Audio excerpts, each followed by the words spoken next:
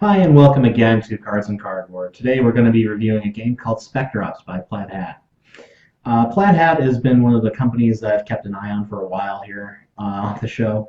We're going to be breaking the Plaid Hat bubble, as I call it here today, by reviewing this game. But I've kind of avoided reviewing their games because I am kind of a bit of a fanboy of their products. I've followed the company for a bit now with some of their other games, and I just love the game design and the ideas that their games do tell stories, and which is something that they pride themselves on. So, without further ado, we're going to talk about Specter Specter really harnesses the feel that you have for a Metal Gear-esque tabletop simulation. You've got a person who is trying to go through a facility to accomplish a number of objectives and then get out in time before the whole place blows or something. Meanwhile, you've got these other characters here who are running around trying to hunt that person down and make sure that they don't accomplish their goals. So, there's nothing more to say about that theme. It's so rich right there. And the original game that this came from was pretty much just that theme. But Specter when Plaid Hat picked it up from Cypher Ops, they added a whole new layer to it with these animal-human hybrids and this really interesting futuristic world, and that's really reflected deeply into their miniatures and on their map. So without any further ado, we're going to go and take a look right inside the box and kind of give you an idea what game you're looking at here. Okay, so once you get into the box here, you'll notice that there are actually not that many components to speak of, but the board is absolutely huge and beautiful looking. It is very much a full color board with different colors around there to represent the sectors of the map. It's also got this nice little spot finishing on it, which lets the numbers be seen. However, some of them, like W2 here, and places in the darker regions, are a little harder to see unless you get the right angle of the light on them. So if I had to make any complaint about the game so far with the board, is that, yeah, it's a little hard to see something like R15 here, unless you're in a proper light. However, I love the board for what it is, and it's really insightful for how it's constructed. It's part of the game design itself. It's got its dark corners and its twisty paths and its nice open roads here that provide various places for the game to come to fruition. So the idea of the game is pretty basic. You've got these agents here that one player will be playing versus the hunters that one or more players will be playing. At the beginning, these minis are kind of superfluous because you will not know what the person's agent is until you see them for the first time, or they run past your vision with the line of sight rules. However, these hunters will be moving around the board and trying to find the agent and shoot at him. And if the agent is ever defeated, the hunters will win.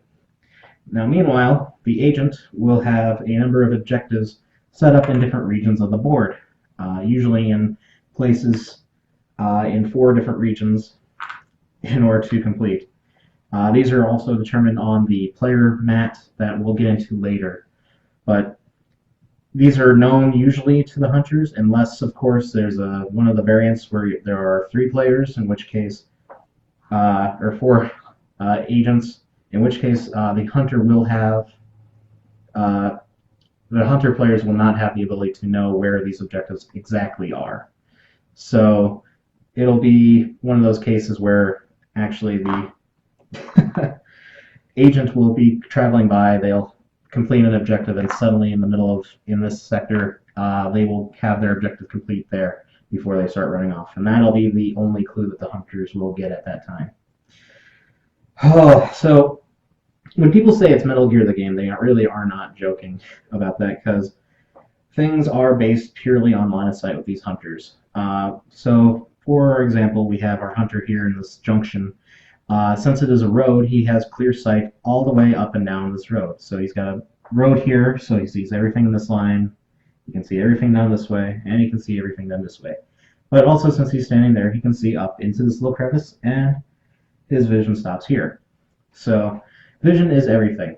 if an agent ever comes by and disappears from your vision, you will get a little last seen marker to indicate that you did see them at one time, or at least you believe so, depending on what agent is being used. Um, Otherwise, the rest of the game is based on playing this cat and mouse, trying to finish 3 of these objectives, and then head back to one of the exits that you came in from. So that's one thing about the game design that some people have liked and some people have not, is that this space N1 is where the agent always starts. So right away he's going to be able to move here or here. Movement in this game is very key for the agents because hunters usually get a lot of movement to them because they have a little car token that starts down here. They'll start a little further back for more players in the game to, again, give a handicap to the agent. You will mark, that the hunters are in the car in this little nifty sideboard if you like. Or, of course, you can just take the figure off and put it onto your player sheet. Either way, this wheel token represents where the car is at. There's a lot to this game to get into, so we're going to just kind of give you an idea of what's going to happen here. So for the hunters, we're going to start all the way over here in our car, which is somewhere off the side of the board. We will move the car up to its movement space, which I believe is about 12 spaces. Then, going around, that means one person had to drive the car, where then the rest of the people will have to either get out and then move or change their direction. When the car is in movement, you can jump out at any time if you feel like it. It's a little hard to describe that. But then you check line of sight, and then it'll go to the agent's turn. On the agent's turn, they actually don't need to have anything on the map for them to deal with anything. They actually have this player mat that has every section and objective and any little bit of information they'll possibly need on it. They give you a nice huge pad of this paper, and it goes into this game design where you're starting here at N1, it's clearly marked on there already, and you've got 40 turns to go and hit all these objective areas on the map, and then eventually exit through one of the 3 exits, or 4 if you're playing with more players. So that's one thing that I have to get into right away. Player count in this game really is everything. The original game design was meant as a 1v1 opportunity where one person had their agents and the other person had 2 of the hunters. When you get into a free player game, that game mode doesn't change much, but it is another part of the psychology of the game where that extra player can talk with the other player, and it could give hints to the agent, but on the other hand, it also means that they're a little bit more clever and they can rely on different tactics and agree on things. For 3 players, or for 4 players, that's where we're going to have to get into the expanded rules of the game.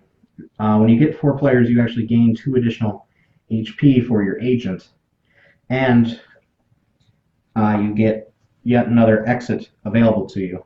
The idea being that when there are 3 hunters, you have to have at least one exit that you can get off of that they cannot block.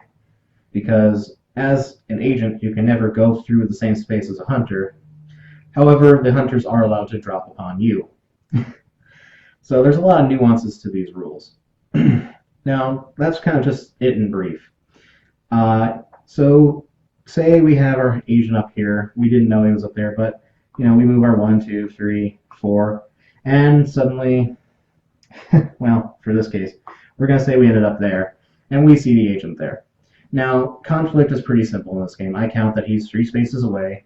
I roll a single die, and if I roll higher than that number, I hit him, and then he'll have to mark off an HP. Since it's how the game goes, HP is everything, so you can only afford to lose so much of this as the agent, and you need to deal as much of it as possible when you are the hunters. Whenever you roll a 6, it is a succeed, and you will be able to roll again if, say, you managed to see them and they were incredibly far away, which is beyond 6 spaces, obviously. So you still have a shot. However, if you roll a 1, it's a guaranteed miss. Now, as the agent, you really don't have very many offensive capabilities to deal with these guys.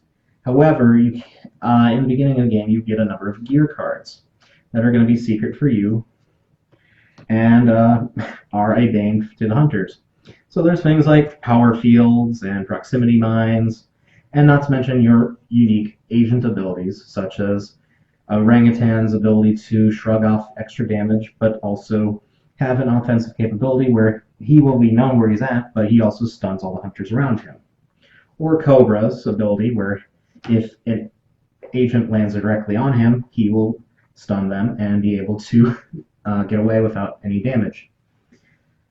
But that's the thing. Again, player powers are important in this. So you've got 4 different agents to choose from, and then you have 4 different hunters to choose from. It gives you a lot of unique abilities and a lot of replayability in this game for that. We'll get into that later. One complaint is the tokens are kind of superfluous a little bit, as are the miniatures, considering that they also provided the actual character tokens. It is just one part of the Plaid Hat flair. I wish these stun markers were just a little bigger or a little bit more present, because those are important to note that when the hunter has them, they are hindered for the next round. So they'll move slower and they will not be able to do as much stuff on their turn with their abilities. So we're going to go right into final thoughts after this and tell you how I really feel about this game. Okay, so just because I'm trying to be brief about this, I like to go into final thoughts and then do my final presentation on the game here. So rundown of the numbers, artwork, just astounding. If you've seen any of other Plaid Hat's games, they're really known for having just spectacular artists and really capturing a theme well. The map, I wish, was just a bit easier to read.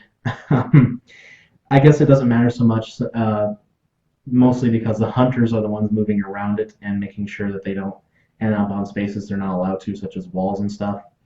But I mean, if you look at it, you've got pipes, you've got walls, you've got mechanical things strung about this map, and it works really well for grasping that theme.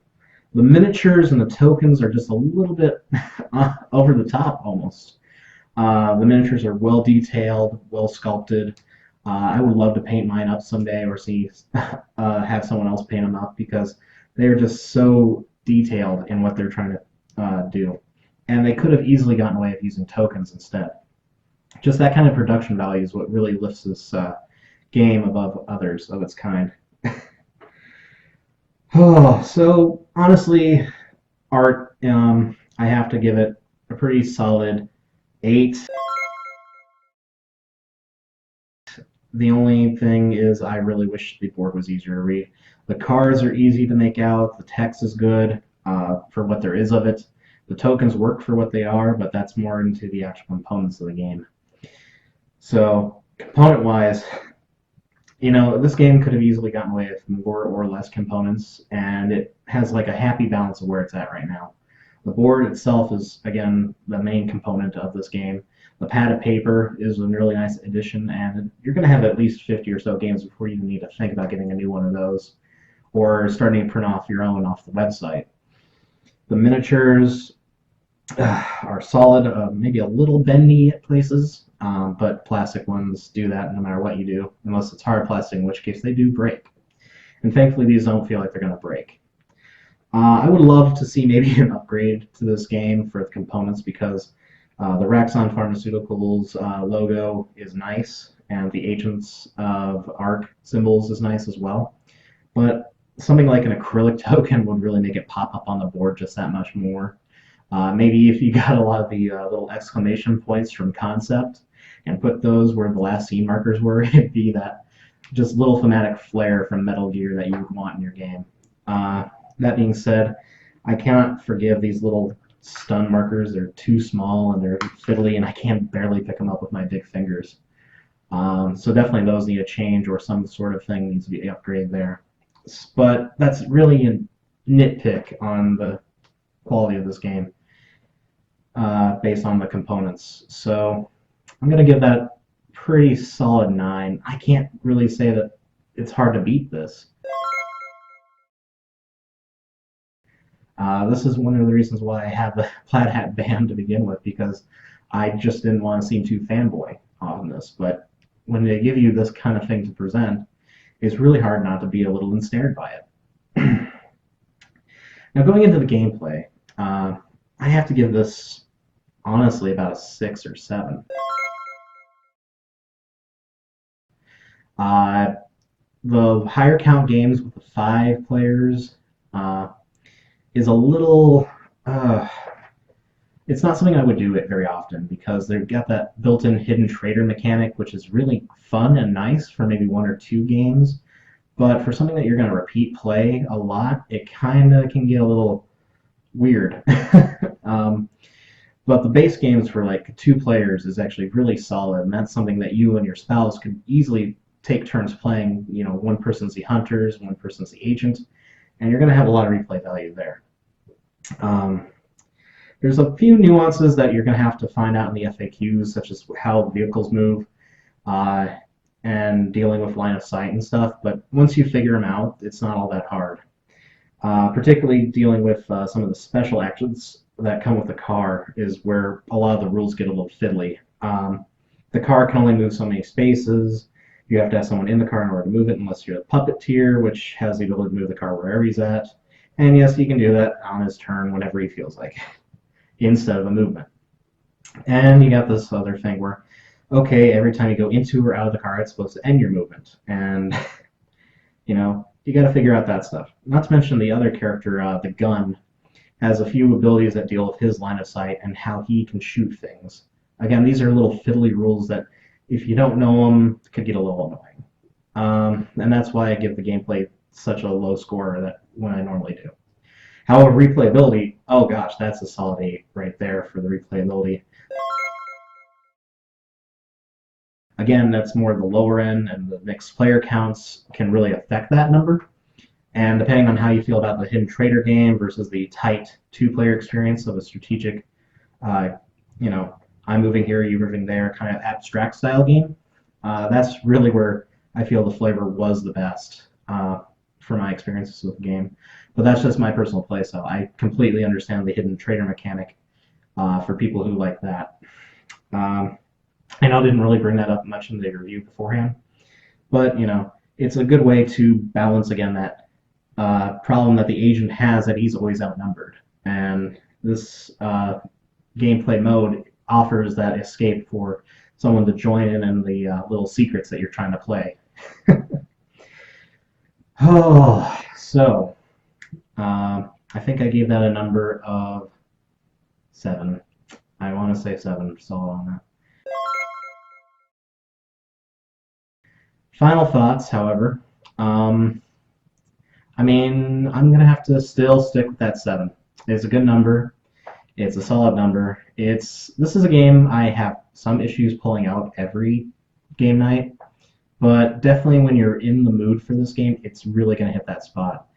I've tried other hidden movement games, and this one feels like it's the lightest without going too crunchy. It's not popcorn and chips. It's still a good little meal of a game. And, you know, there's some random chance in there with the dice, but overall, you know, this is a very strategic, more abstract game than you would expect for maybe something a bit more Ameritrash or Euro.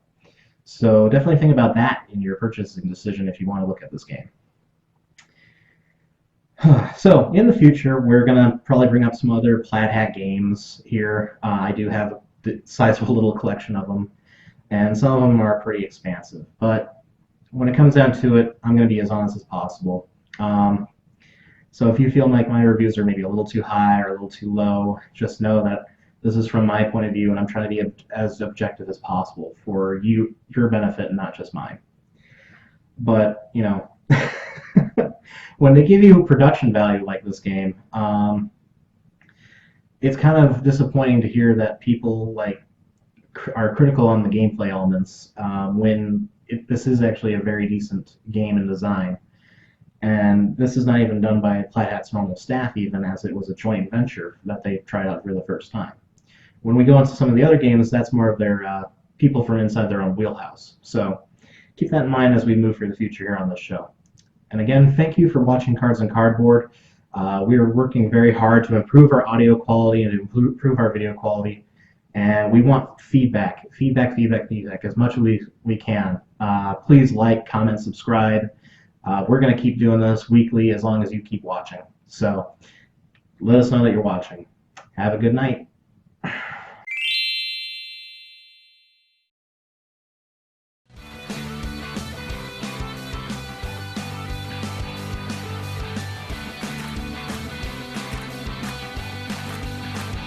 No shot of you playing with the minis. All right. One thing I may have forgotten to say was you don't actually have to put the miniatures on the damn game board for the agents. It's all done on the sheet until they are seen and found out, in which case that's when they'll just come up. I think you mentioned it. Yeah, but these tokens are only really meant there to go underneath people to show that there's another unit there. Okay. There's a lot of weird, finicky movement rules, and that's where it comes down to. Also, God, component upgrade. Replace this car! Oh, it's just a little wheel with the Raxon logo on it. I'm like, oh, I want to replace it with like an actual little car. And what's up with these things? What are these? What did they do? And why don't they have an objective up there?